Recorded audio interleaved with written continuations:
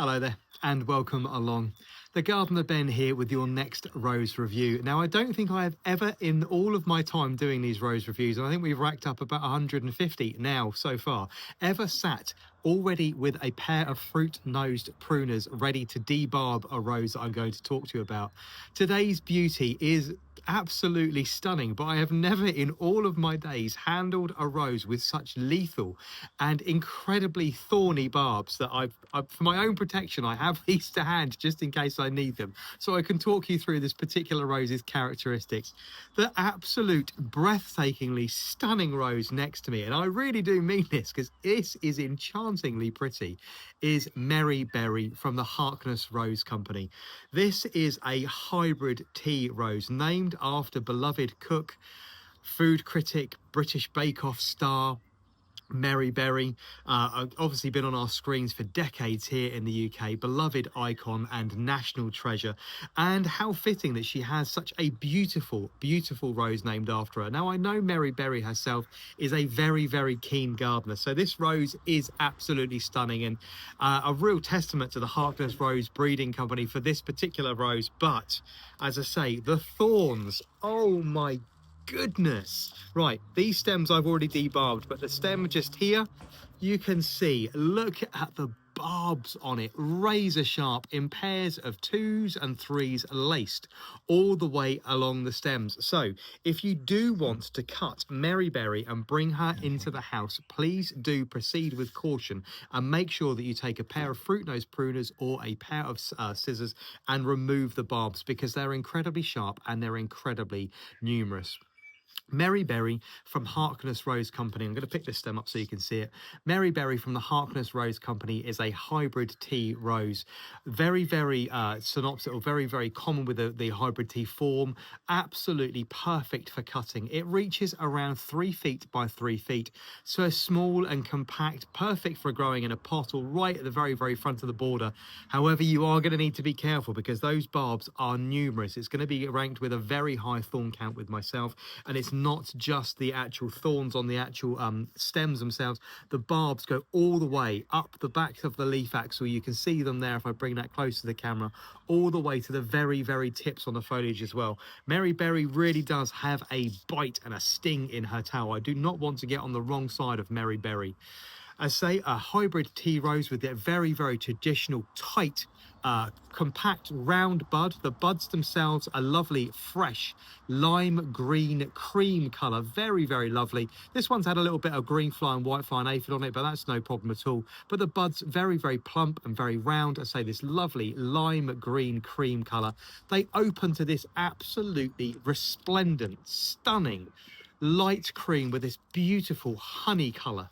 It is the colour of honeycomb running up the back of the petals. And you can see, if I bring that really close, can you see that beautiful veining of the colour running up the back of the leaf? Almost cabbage-like in its form. Very, very pretty indeed. The stems are bolt upright. They're strong and they're true. You can see an absolute perfect rose for cutting. You're going to get a stem on this. I mean, I didn't cut all of the length off of this one, but you're going to be able to get this up to easily about 1 foot to 1.5 foot in length. So making it absolutely perfect for cutting and bringing into the house if you completely defoliate it and remove all of the barbs. This particular variety, free flowering in loads and loads of succession throughout the season, starting its show in late May and ending towards the back end of September. Very, very pretty rose indeed, with a really good fragrance to boot. Oh, this is really, really lovely. And I think the Harkness Rose Company have done really, really well with this one. It is light, it is fresh, it is clean on the palette. It's very cheerful. Now that sounds really strange, but a lot of the emotions we experience when it comes to roses and fragrance is uplifting. It really, really is lovely. It's got notes of honey and almond blossom, which is really lovely, with upper floral notes of Mexican orange blossom and orange flower. Really, really very present indeed.